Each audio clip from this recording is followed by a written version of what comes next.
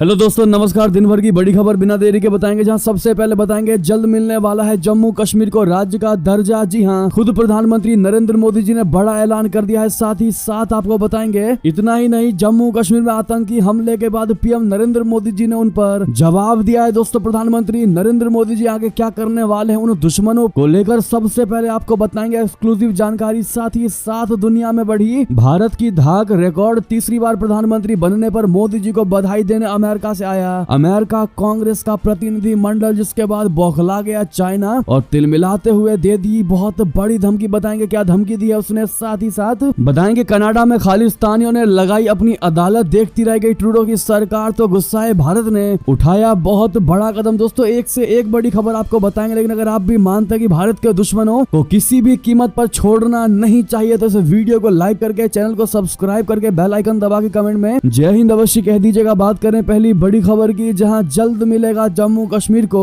राज्य का दर्जा। जी हां, श्रीनगर में प्रधानमंत्री नरेंद्र मोदी जी का बहुत बड़ा ऐलान। दोस्तों, आपको बता दें, प्रधानमंत्री नरेंद्र मोदी जी ने गुरुवार को श्रीनगर में कहा है कि जम्मू कश्मीर में विधानसभा चुनाव की तैयारियां शुरू हो चुकी हैं और जल्द ही केंद्र शासित प्रदेश को राज्य का दर्जा वापस दे दिया जाएगा। जी हां, श्रीनगर की अपनी 2 दिवसीय यात्रा के पहले दिन शेर कश्मीर इंटरनेशनल कॉन्फ्रेंस सेंटर में एक कार्यक्रम को संबोधित करते हुए ये बातें कही। इस दौरान पीएम मोदी ने जम्मू कश्मीर में हाल ही में हुए आतंकवादी हमलों का भी जिक्र किया और कहा कि शांति के दुश्मनों को सबक सिखाने में कोई कसर नहीं छोड़ी जाएगी। जी हां, पीएम मोदी ने कहा कि विधानसभा चुनाव की तैयारियां शुरू हो चुकी हैं और वो दिन दूर नहीं जब जम्मू कश्मीर के लोग अपनी सरकार चुनने के लिए मतदान करेंगे। जी हां, उन्होंने कहा कि वो दिन भी जल्द ही आएगा जब एक राज्य के रूप में जम्मू कश्मीर अपने लिए बेहतर भविष्य बनाएगा। प्रधानमंत्री गुरुवार शाम को श्रीनगर पहुंचे और SKICC गए, जहां उन्होंने विभिन्न स्टार्टअप द्वारा लगाए गए प्रदर्शनी यानी एग्जीबिशन स्टॉल का निरीक्षण किया। इसके बाद उन्होंने बुनियादी ढांचे, शिक्षा और स्वास्थ्य क्षेत्रों में 1500 करोड़ रुपए की 84 परियोजनाओं का उद्घाटन और शिलान्यास किया। उन्होंने विभिन्न सरकारी विभागों में रोजगार पाने वाले 2000 लोगों को नियुक्ति पत्र भी जारी किए। प्रधानमंत्री नरेंद्र मोदी जी ने कहा कि वो हाल ही में हुए संसदीय चुनावों में लोकतंत्र का झंडा बुलंद करने के लिए लोगों का व्यक्तिगत रूप से धन्यवाद करने के लिए कश्मीर आए हैं। जी हाँ दोस्तों, यानी कि प्रधानमंत्री नरेंद्र मोदी जी ने यह बड़ा ऐलान कर दिया है, बड़ा खुलासा कर दिया है कि जल्द से जल्द जम्मू कश्मीर को राज्य का दर्जा मिलने वाला है। जी हाँ, वाकई में ये बहुत बड़ी खबर है दोस्तों। इसी बीच उन्होंने क्लियर कह दिया है कि दुश्मनों को सबक सिखाने में कोई कसर नहीं छोड़ूंगा। जी हाँ, 10 दिनों में आतंकवादियों ने घाटी में मचाया है बवाल, तो पीएम नरेंद्र मोदी ने कह दिया है कि आखिरी कोशिश कर रहे हैं ये दुश्मन, इनको जल्द से जल्द हम ठिकाने लगाएंगे। आपको बता दें, मोदी जी ने आतंकवादियों को लेकर कहा कि आज वो आखिरी कोशिश कर रहे हैं कि जम्मू कश्मीर का विकास रुक सके। हाल ही में जो आतंकी वारदातें हुई हैं उन्हें सरकार ने बहुत गंभीरता से लिया है। मैं आपको आश्वस्त करता हूं कि जम्मू कश्मीर के दुश्मनों को सबक सिखाने में कोई कोर कसर बाकी नहीं छोड़ेंगे। ऐसे में अगर आप भी मानते हैं कि वाकई में कि अपना भारत उन आतंकवादियों से बदला लेकर ही रहेगा तो कमेंट में मेरा भारत महान कहना मत भूलिएगा। साथ ही साथ आपको बता दें, दुनिया में बढ़ी भारत की धाक रिकॉर्ड, तीसरी बार पीएम बनने पर मोदी जी को बधाई देने अमेरिका से आया अमेरिकी कांग्रेस प्रतिनिधि मंडल। बता दें, रिकॉर्ड तीसरी बार नरेंद्र मोदी के प्रधानमंत्री बनने पर भारत की धाक दुनिया में और भी ज्यादा बढ़ गई है। पीएम मोदी को तीसरी बार प्रधानमंत्री पद की शपथ लेने पर बधाई देने अमेरिका से कांग्रेस का एक प्रतिनिधि मंडल नई दिल्ली पहुंचा। अमेरिकी कांग्रेस के इस प्रतिनिधि मंडल ने बृहस्पतिवार को यहां नरेंद्र मोदी जी से मुलाकात की और लगातार तीसरी बार भारत का प्रधानमंत्री बनने पर उनको बधाई दी। साथ ही प्रतिनिधि मंडल ने यानी डेलीगेशन ने भारत में हाल ही में संपन्न आम चुनावों की सफलता का पुरजोर सराहना की। प्रधानमंत्री कार्यालय यानी पीएम ऑफिस ने एक बयान में कहा कि हाउस फॉरेन अफेयर्स कमेटी के अध्यक्ष प्रतिनिधि माइकल मैककॉल के नेतृत्व में 7 सदस्यीय अमेरिकी कांग्रेस के प्रतिनिधि मंडल ने भारत अमेरिका संबंधों को सबसे महत्वपूर्ण बताया। जी हाँ दोस्तों, इतना ही नहीं, आपको बता दें, अमेरिकी सांसद नैन्सी पेलोसी ने दलाई लामा के बाद पीएम मोदी जी से क्या कर ली मुलाकात,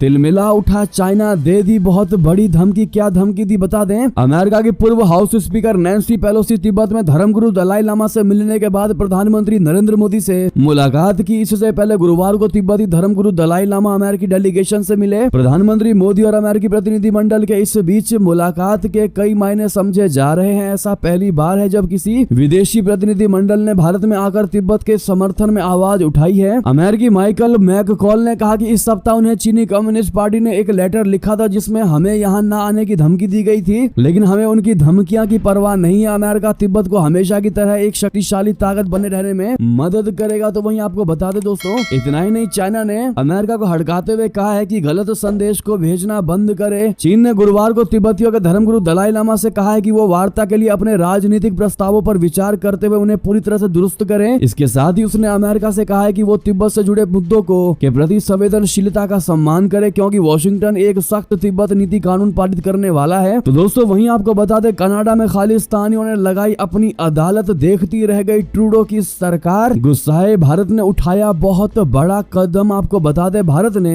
गुरुवार को वैंकूवर में भारतीय वाणिज्य दूतावास के सामने खालिस्तान समर्थक चरमपंथियों द्वारा नागरिक अदालत आयोजित करने और प्रधानमंत्री नरेंद्र मोदी का पुतला जलाने पर कड़ा विरोध दर्ज कराया। संयुक्त सचिव नागराज नायडू ने दिल्ली में कनाडाई उप उच्चायुक्त को तलब किया और कड़ा विरोध दर्ज कराया। इसके साथ ही भारत ने जस्टिन ट्रूडो सरकार द्वारा खालिस्तानियों को खुली छूट दिए जाने पर भी कड़ी आपत्ति जताई। भारत द्वारा ये कूटनीतिक कदम कनाडा की संसद द्वारा खालिस्तान टाइगर फोर्स के आतंकवादी हरदीप सिंह निज्जर की स्मृति में 1 मिनट का मौन रखने के लिए एक दिन बाद उठाया गया है। निज्जर को पिछले साल 18 जून को ब्रिटिश कोलंबिया के सरे में गोली मार दी गई थी। वो खालिस्तान कमांडो फोर्स के आतंकवादी गुरदीप सिंह उर्फ दीपा हेरनवाला का पुराना साथी था, जो 1980 और 1990 के दशक की शुरुआत में पंजाब में 200 से अधिक हत्याओं में शामिल था। कनाडाई खुफिया एजेंसियों ने लगातार निज्जर के बारे में ये कहानी गढ़ने की कोशिश की है कि वो कनाडा के सरे में गुरु नानक गुरुद्वारा का एक निर्दोष और धार्मिक विचारों वाला प्रमुख था। तो दोस्तों वहीं आपको बता दें, लंदन के स्कूल में दूसरी क्लास के बच्चे साथी हिंदू छात्रों पर बना रहे मुसलमान बनने का दबाव रोंगटे खड़े कर देगा। ये मामला आपको बता दें, ब्रिटेन में पश्चिमी लंदन के हाउसलो शहर में छोटे बच्चों द्वारा जबरन धर्म परिवर्तन के लिए दबाव बनाने का चौंकाने वाला मामला सामने आया है। घटना 13 जून 2024 की है। हाउसलो के एक स्कूल में दूसरी कक्षा 2 के 3 7 वर्षीय बच्चों ने एक हिंदू सहपाठी को इस्लाम में परिवर्तित करने का प्रयास किया और उस पर बार बार दबाव डाला। जांच के बाद पता चला कि उन्होंने दूसरों के साथ भी ऐसा किया था। पीड़ित बच्चे के पिता ने कहा है कि अन्य बच्चों के माता पिता तो चुप रहे, लेकिन मैंने जागरूकता बढ़ाने के लिए अपना अनुभव साझा करने का फैसला किया। तो देखा आपने दोस्तों, लंदन जैसे शहर में भी फोर्सफुली धर्म परिवर्तन जैसे कृत्य किए जा रहे हैं, वो भी दूसरी क्लास के छोटे छोटे बच्चों पर। जी हाँ दोस्तों, इस पर आपकी राय तो बनती है। साथ ही आपको बता दें, पाकिस्तान के खूंखार ISI एजेंट आमिर हमजा की हत्या भारत पर ये करवाता था आतंकी हमले। आपको बता दें, पाकिस्तान के ISI एजेंट आमिर हमजा को घेरकर गोलियों से भून डाला गया, जिससे उसकी मौत हो गई। आमिर हमजा भारतीय सेना पर हमले करवाता था। उसने 2018 में जम्मू कश्मीर में स्थित आर्मी कैंप पर भी आतंकी हमला करवाया था, जिसमें भारत के 6 जवान शहीद हो गए थे। आपको बता दें कि आमिर हमजा पाकिस्तान की सेना का रिटायर्ड ब्रिगेडियर और ISI का प्रमुख एजेंट था। आमिर ISI का एजेंट भी था। पाकिस्तान के पंजाब में झेलम जिले में उस पर हमला हुआ है, जिसमें उसकी पत्नी और बेटी भी घायल हो गए हैं। उस पर बाइक पर सवार होकर आए 4 अज्ञात हमलावरों ने अचानक हमला कर दिया। उसे ताबड़तोड़ गोलियां मारी गई, जिससे उसकी मौत हो गई। जी हाँ, ये भारत के लिए वाकई में बड़ी ही खुशखबरी की खबर दोस्तों। जिसने भारतीय सैनिकों की जान ली है, आज उसकी जान चली गई। तो वहीं आपको बता दें, इतना ही नहीं, लश्कर के शीर्ष कमांडर थे सोपोर में मारे गए दहशतगर्द पाकिस्तान के थे निवासी A++ के थे आतंकी। जी हाँ दोस्तों, भारतीय सुरक्षा बलों ने 19 जून को हादीपोरा राफियाबाद मुठभेड़ में 2 विदेशी आतंकवादियों को मार गिराकर बड़ी सफलता हासिल की। पहचान पाकिस्तान के रहने वाले उस्मान और उमर के रूप में हुई है। अब उनका चिट्ठा भी सामने आ गया है। अधिकारियों ने बताया है कि वे दोनों 2020 से उत्तरी कश्मीर में सक्रिय थे और उस्मान, जो A++ श्रेणी का आतंकवादी था, एक IED विशेषज्ञ के रूप में जाना जाता था और दोनों कई आतंकी घटनाओं में शामिल थे। साथ ही साथ बता दें, आर्थिक संकट के बाद श्रीलंका में अब गहराया स्वास्थ्य संकट। जी हाँ, कई जगह सर्जरी हुई, सस्पेंड, अस्पताल भी रहे बंद। दरअसल पड़ोसी देश श्रीलंका में आर्थिक संकट के बाद अब स्वास्थ्य संकट गहरा गया है। इसका आलम यह है कि पिछले 2 साल में 1700 डॉक्टर देश छोड़कर भाग चुके हैं। ये श्रीलंका के कुल डॉक्टरों की आबादी का 10% है। जी हाँ, श्रीलंकाई डॉक्टर के देश छोड़ने की वजह से स्वास्थ्य व्यवस्था चरमरा गई है। कोविड के बाद से ही तमाम तरह की परेशानियां झेल रहे श्रीलंका में अब लोगों को इलाज भी नहीं मिल पा रहा है। जी हाँ, डॉक्टरों की कमी के कारण राजधानी कोलंबो से लगभग 200 किलोमीटर उत्तर पूर्व में स्थित अनुराधापुर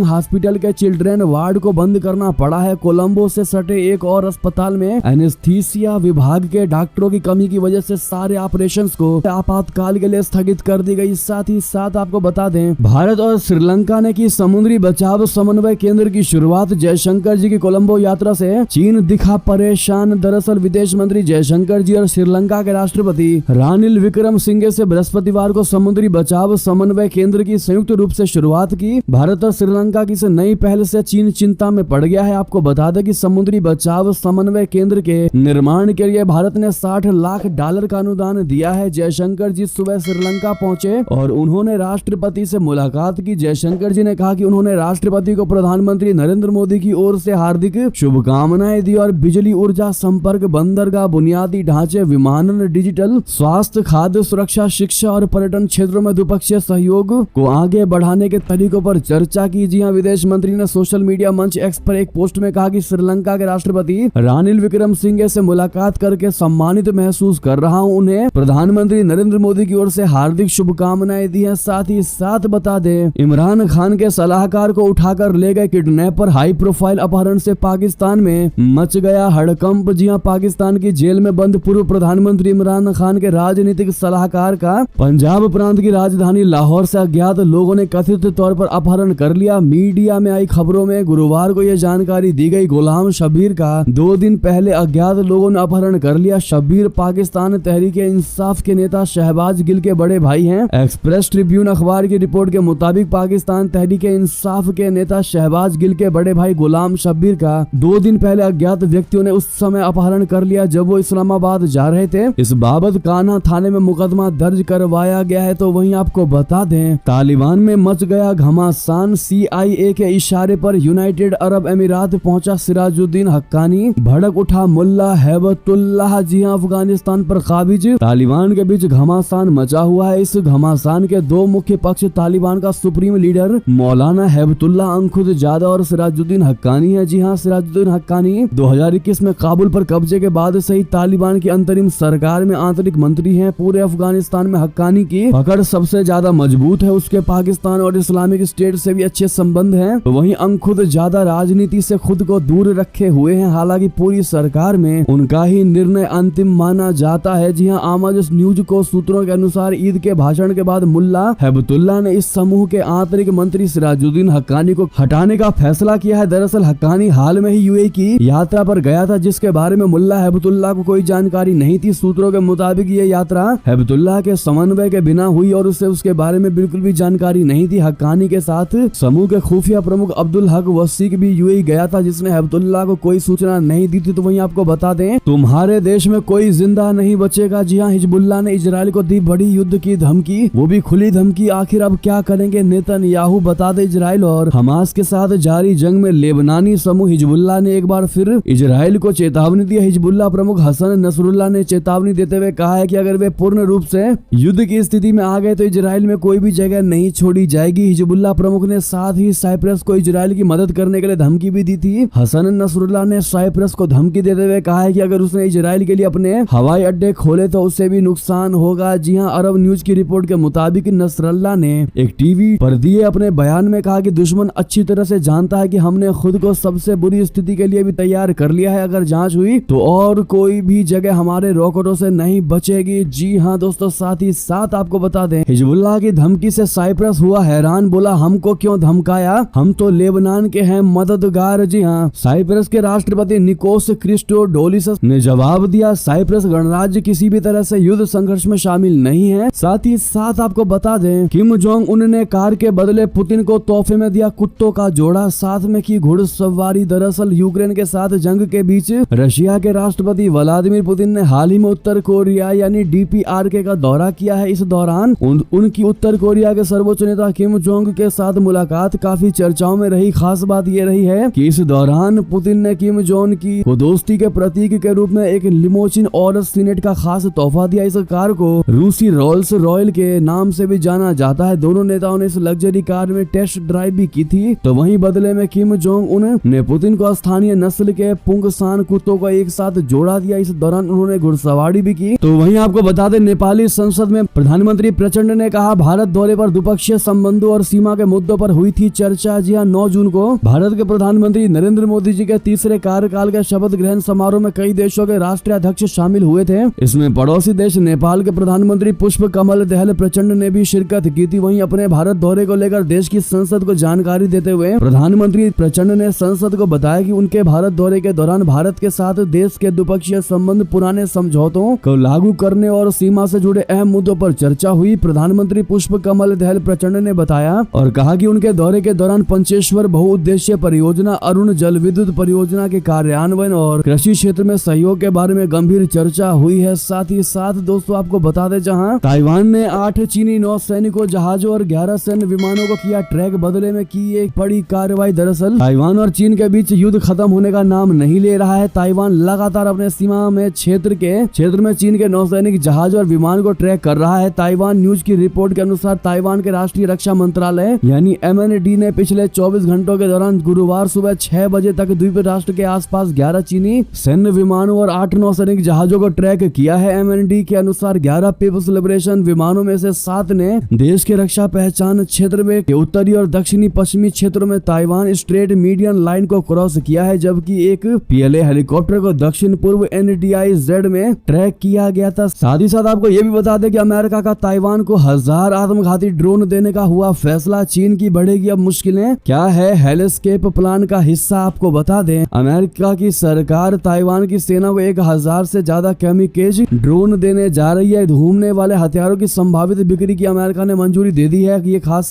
ड्रोन स्विच ब्लेड 300 और RTCS 600 मीटर से मिलकर बना है। हाल के दिनों में यूक्रेन युद्ध में इसका इस्तेमाल किया गया है। इतनी बड़ी संख्या में कामिकेज ड्रोन मिलने से ताइवान को चीन के खिलाफ भविष्य में किसी भी संघर्ष में बड़ी मदद मिलेगी। तो वहीं आपको बता दें, भारत अमेरिका में स्ट्राइकर टैंक को लेकर डील लगभग फाइनल। आखिर कितना है ये ताकतवर, बता दें भारत और अमेरिका के बीच स्ट्राइकर टैंक को लेकर बातचीत चल रही है। ये अगर ये भारतीय सेना में शामिल होते हैं तो चीन से लगी सीमा पर गेम चेंजर साबित होगा। दोनों देश के बीच स्ट्राइकर आर्म्ड फाइटिंग व्हीकल के संयुक्त उत्पादन को लेकर बातचीत अंतिम चरण में है। समझौते के बाद इस आर्म्ड व्हीकल का उत्पादन भारत में किया जा सकेगा। अमेरिका ने भारत में 8 पहियों वाले स्ट्राइकर की गतिशीलता और मारक क्षमता का प्रदर्शन करने की पेशकश की है। साथ ही साथ आपको बता दें, मक्का में आसमान से बरस रही आग, भीषण गर्मी के कारण अब तक 1000 से भी ज्यादा हज यात्रियों की गई जान। बता दें हज यात्रा के दौरान मरने वालों की संख्या लगातार बढ़ती जा रही है। मक्का में हज के दौरान मरने वालों का आंकड़ा अब बढ़कर 1000 के पार हो गया है, जिनमें से आधे से ज्यादा गैर पंजीकृत यात्री थे जिन्होंने सऊदी अरब में पड़ रही अत्यधिक गर्मी में तीर्थ यात्रा की। सऊदी अरब में ज्यादा गर्मी और मुकम्मल व्यवस्था न होने की वजह से हज यात्रियों की मौतें हो रही हैं। ऐसे में पूरी सऊदी सरकार पर सवालिया निशान खड़े हो रहे हैं। न्यूज एजेंसी AFP के रिपोर्ट के मुताबिक गुरुवार यानी कि आज 20 जून को काउंटिंग के अनुसार इस साल हज में मरने वालों की संख्या 1000 से ज्यादा हो गई है। तो वहीं बताते बाज नहीं आ रहा चीन, अब पड़ोसी देश की नेवी के साथ की गलवान जैसी क्रूरता, चाकू नुकीले डंडों से किया हमला। जी हाँ, चीन अपनी हरकतों से बाज नहीं आ रहा है। भारत के साथ लगती LAC सीमा पर चीन हमेशा शांति भंग करने के प्रयास में रहता है। गलवान घाटी में हुई चीनी सैनिकों और भारतीय सैनिकों की हिंसक झड़प को कौन आखिर भूल सकता है। ऐसे में एक बार फिर चीन ने गलवान जैसी क्रूरता को दोहराया है। चीन ने इस बार दक्षिणी चीन सागर में फिलीपींस नेवी को अपना हिंसक टारगेट बनाया है। चीनी नौसैनिकों ने हथौड़े और चाकुओं सहित नुकीले हथियारों से लैस फिलीपींस सैनिकों को घेरा है और उन पर हमला किया। जी हाँ, चीन की विस्तारवादी सोच के आगे अब फिलीपींस से उसका तनाव बढ़ता नजर आ रहा है। फिलीपींस ने चीन के तटरक्षक बल पर इस हफ्ते की शुरुआत में दक्षिण चीन सागर में झड़प के दौरान धारदार हथियारों से क्रूर हमला करने का भी आरोप लगाया है। साथ ही साथ बता दें, अरविंद केजरीवाल को मिली जमानत, आखिर किन शर्तों पर तिहाड़ जेल से बाहर आएंगे दिल्ली के CM, आपको बता दें दिल्ली की राउज एवेन्यू कोर्ट ने गुरुवार को मुख्यमंत्री अरविंद केजरीवाल की जमानत याचिका पर सुनवाई करते हुए उन्हें 1 लाख के मुचलके पर जमानत देने का फैसला किया है। बताया ये जा रहा है कि शुक्रवार को यानी आज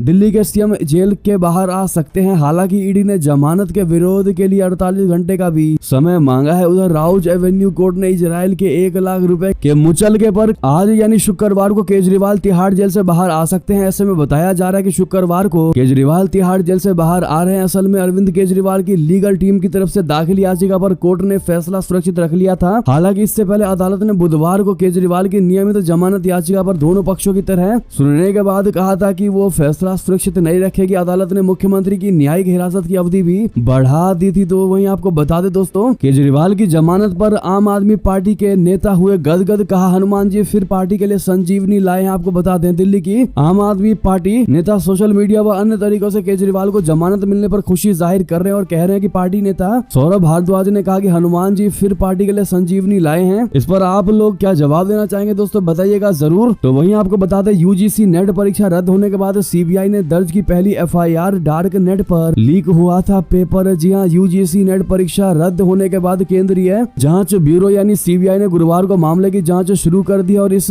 मामले में सीबीआई ने अज्ञात आरोपियों के खिलाफ पहली एफआईआर दर्ज की है। केंद्रीय शिक्षा मंत्रालय ने बुधवार को भारतीय साइबर अपराध समन्वय केंद्र की राष्ट्रीय साइबर अपराध खतरा विश्लेषण यूनिट से मिले इनपुट के आधार पर यूजीसी नेट परीक्षा को स्वतः संज्ञान लेते हुए रद्द कर दिया। सरकार ने परीक्षा की सुचिता से समझौता किए जाने की आशंका जताई थी। साथ ही मामले को सीबीआई जांच के लिए भी सौंप दिया गया था। सरकार ने बताया है कि पेपर डार्क नेट पर लीक हुआ था। जी हाँ, तो वहीं केंद्रीय जांच एजेंसी सीबीआई ने गुरुवार को शिक्षा सचिव के संजय मूर्ति की शिकायत पर अज्ञात व्यक्तियों के खिलाफ एफआईआर दर्ज की है और जांच अपनी anti corruption branch Delhi unit को सौंप दिया है। साथ ही साथ इतना ही नहीं, आपको बता दें नीट पेपर लीक पर क्या क्या बोले शिक्षा मंत्री। कहा फैल गया था डर, कुछ छात्र पहुंच गए कोर्ट। जी हाँ, इस मामले पर केंद्रीय शिक्षा मंत्री धर्मेंद्र प्रधान ने एक प्रेस कॉन्फ्रेंस की। प्रधान ने कहा कि सरकार राष्ट्रीय परीक्षा एजेंसी यानी एनटीए के कामकाज की जांच और सुधारों की सिफारिश करने के लिए एक उच्च स्तरीय समिति गठित करेगी। यूजीसी नेट परीक्षा रद्द किए जाने और नीट परीक्षा को लेकर जारी विवाद के बीच प्रधानमंत्री ने समिति गठित करने की घोषणा की है। साथ ही साथ आपको बता दें एनसीईआरटी की किताब से बाबरी मस्जिद का शब्द हटाने पर बोले समाजवादी पार्टी के सांसद। कहा इतिहास को खत्म करने की हो रही है कोशिश। जी हाँ, एनसीईआरटी की बुक से बाबरी मस्जिद, भगवान श्री राम, जय श्री राम, रथ यात्रा, कार सेवा और विध्वंस के बाद की हिंसा की जानकारी हटा ली गई है। अब इस पर उत्तर प्रदेश की सियासी हलचल तेज है। यूपी की संभल लोकसभा सीट से समाजवादी पार्टी सांसद जिया उर रहमान बर्ग ने अब इसको लेकर बड़ा बयान दिया है। जिया उर रहमान बर्ग ने एनसीईआरटी की किताबों से बाबरी मस्जिद शब्द हटाने को अफसोस की बात कही है। उन्होंने कहा है कि इतिहास को खत्म करने की कोशिश की जा रही है, बच्चों को हर चीज की जानकारी होनी चाहिए। अब ऐसे में इस समाजवादी पार्टी सांसद को आप क्या जवाब देना चाहेंगे दोस्तों, कमेंट में लिख कर अवश्य बताइएगा। तो वहीं आपको बता दें क्या 1 लाख रुपए तक पहुंचेगा सोने के दाम, यही नहीं रुकेंगे सोने के रेट, लगातार क्यों आ रही है तेजी। आपको बता दें सोने और चांदी की कीमत पिछले दिनों रिकॉर्ड लेवल पर पहुंच गई थी। हालांकि उसके बाद इसमें कुछ गिरावट आई है। सोने की कीमत में ये तेजी दुनिया भर के केंद्रीय बैंकों की तरफ से गोल्ड की खरीदारी बढ़ने के बाद आई है। दुनिया भर के बढ़ते तनाव और महंगाई के बीच गोल्ड की डिमांड बढ़ रही है। वर्ल्ड गोल्ड काउंसिल यानी WGC के अनुसार साल 2023 में दुनिया भर के केंद्रीय बैंकों ने 1037 टन सोना खरीदा है। इससे पहले साल 2022 में केंद्रीय बैंकों की तरफ से 1022 टन सोने की खरीद की गई है। मौजूदा साल में ही केंद्रीय बैंकों ने जनवरी से लेकर मार्च तक 290 टन सोना खरीदा है। आपको बता दें 5 साल में सोने के दाम जो है वो दुगना हो चुके हैं दोस्तों, और आने वाले महीने में भी दाम में मजबूती बने रहने के आसार हैं। ये जानकारी दी है वर्ल्ड गोल्ड काउंसिल ने। साथ ही साथ आपको बता दें ये थी भी की सारी बड़ी खबरें। आपको हमारी खबर कैसी लगी, आशा करता हूँ बहुत अच्छी लगी होगी। थोड़ी भी अच्छी लगी तो वीडियो को लाइक करके चैनल को सब्सक्राइब करके बेल आइकन दबा के कमेंट में जय हिंद अवश्य कहिएगा। मिलता अगली बड़ी खबर में। आप सभी का बहुत बहुत धन्यवाद।